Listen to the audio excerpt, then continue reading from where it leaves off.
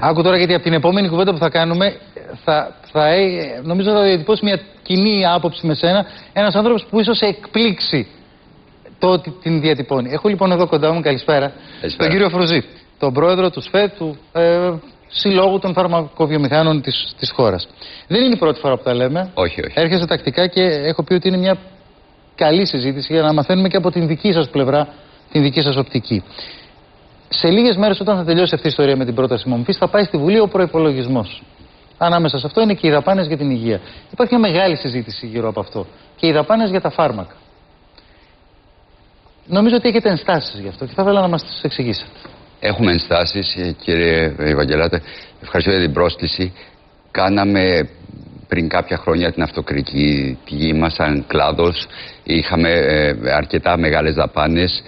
Κάναμε δουλειά τα τελευταία 4-5 χρόνια σαν φαρμακοβιομηχανία. Μειώσαμε τις δαπάνες μας. Όχι, εγώ θέλω να πω, επειδή κάποιοι δεν θυμούνται τις παλιές μας συζητήσεις, ότι έχετε κι εσείς πει με τόλμη ότι ναι, υπήρχε ένα πάρτι στην Ελλάδα με τα φάρμακα και το ξέρουμε. Υπήρχε μια φούσκα.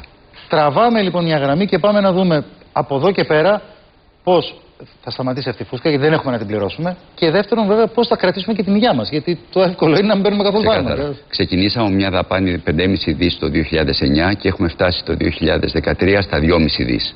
Κάτω από το μισό. Στην πραγματικότητα. Είχε πολύ λίπος. Είχε λίπος.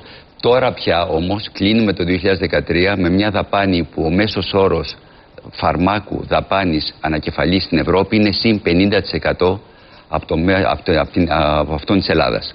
Άρα δηλαδή τώρα είναι από εκεί που ήμασταν μακράν πρώτοι, είμαστε στον πάτο, είμαστε πολύ χαμηλά. Είναι αυτό το πράγμα της ράτσας μας. Ή πάνω θα είμαστε ή κάτω θα είμαστε. Είναι σαν το εκρεμές, ξέρετε. Τώρα έχουμε φτάσει σε μια πολύ δύσκολη περιοχή που έχει μεγάλο αντίκτυπο κυρίως στην κοινωνία, στους πολίτες, στους ασθενείς, στις οικογένειές μας. Το 2014 η Τρόικα πιέζει, και εδώ χρειαζόμαστε και τη βοήθεια της κυβέρνησης απέναντι στην Τρόικα. Πιέζει για μια εξαθλίωση, μια συρρίκνωση του φαρμακευτικού προϋπολογισμού για τη χώρα μας. Δηλαδή πιέζει ο μέσος όρος της Ευρώπης να είναι συν 80% παραπάνω από αυτόν της Ελλάδος ανακεφαλή Ευρωπαίου. Δεν ξέρω το στοιχείο, αλλά για να το λέτε είναι προφανές ότι είναι έτσι. Είναι σοκαριστικό αυτό. Είναι σοκαριστικό. 80% λιγότερη δαπάνη για φάρμακο κατά κεφαλήν. Παρά 80% περισσότερο ο μέσος όρος της Ευρώπης. Ναι, λιγότερο για μας σε σχέση με την Ευρώπη. Ακριβώς. Στην πραγματικότητα μας έχουν βάλει στις χώρες που έχουν συμπιέσει του ανατολικού και προς τα κάτω μπλοκ, που εδώ να πω ότι το προσδόκιμο ζωής στην Ανατολική Ευρώπη είναι γύρω στα 68-69 χρόνια, ενώ στη Δυτική Ευρώπη, στην ίδια Ήπειρο, είναι 85 χρόνια. Που σημαίνει στην ίδια Ήπειρο 300 εκατομμυρίων υπάρχει μια διαφορά ζωής 15 ετών. Είναι ουσιαστικά μια γενιά. Νομίζω ότι είναι μια. Θα σκεφτώ κάνοντας μαύρο χιούμορ, είναι μια πολύ καλή λύση να λύσουμε το ασφαλιστικό. Δηλαδή να δίνουμε συντάξεις για λιγότερα χρόνια. Ακριβώς. Δεν μπορώ να το εξηγήσω αλλιώς. Εδώ χρειαζόμαστε συσπήρωση μαζί με την κυβέρνηση απέναντι σε αυτή την, αν θέλετε, τη λέλαπα, γιατί περί αυτού πρόκειται, ώστε τουλάχιστον να περιφρουρήσουμε την υγεία των πολιτών. Αυτό είναι πάρα πολύ σημαντικό. Η δική μας αποστολή, αν θέλετε, σαν φαρμακοβιομηχανία είναι να έχουμε φάρμακα στην Ελλάδα, να δίνουμε φάρμακα στην Ελλάδα, ώστε να μπορούν οι πολίτες να είναι υγιείς, εν πάση περιπτώσει. Κύριε Βουζή, εγώ ομολογώ δεν το είχα συνειδητοποιήσει. Εφόσον το στοιχείο είναι έτσι, είναι πραγματικά, πώς να το πω, θέλει πολύ υπομονή να το αντιμετωπίσει. Να σου λέει ο δανειστής ότι θα έχεις κατά 80% λιγότερο κατά κεφαλήν δαπάνη φαρμάκου από τους υπόλοιπους Ευρωπαίους. Στην πράξη υπάρχει λύση παρόλα αυτά. Ακούγεται τραγικό, αλλά υπάρχει λύση. Ποια είναι? Χρειαζόμαστε, το ξέρει ο Υπουργός Υγείας και το ξέρει και ο Υπουργός Οικονομικών, χρειαζόμαστε περίπου 200-250 εκατομμύρια να βρεθούν για το φάρμακο για το 2014 από άλλες πηγές, είτε από την υγεία μέσα είτε εκτός υγείας, εντός του γενικού προϋπολογισμού. Είναι εφικτό να βρεθεί αυτό το πράγμα. Το εντός του γενικού προϋπολογισμού θα σας έλεγα δημοσιογραφικά, δηλαδή νομίζω δεν τα ακούει κανείς. Εντός υγείας το να γίνει ανακατανομή, αν μπορεί να συμβεί πιθανότατα. Μπορεί να γίνει και είναι ο τρόπος που θα εξασφαλιστεί το σύστημα να έχει φάρμακα και οι πολίτες να έχουν φάρμακα για το 2014. Σήμερα τι κατάσταση επικρατεί στα νοσοκομεία, γενικά στους χώρους που. Η πρωτοβάθμια περίθαλψη δεν είναι σε καλή κατάσταση.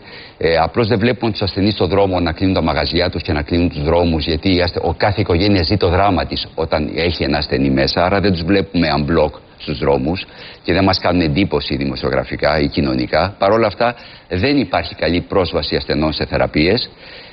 Η πρωτοβάθμια λοιπόν είναι καταραίει περίθαλψη, δεν υπάρχουν φάρμακα, δεν υπάρχουν γιατροί από πίσω κτλ.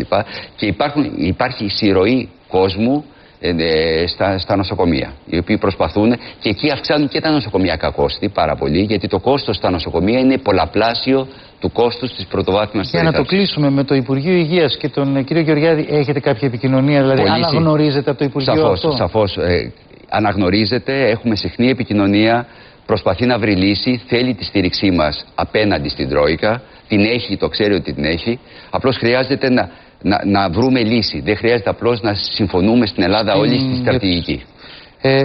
Εύχομαι, νομίζω ο καθένας μας παρακολουθεί, το εύχεται να βρεθεί αυτή η λύση.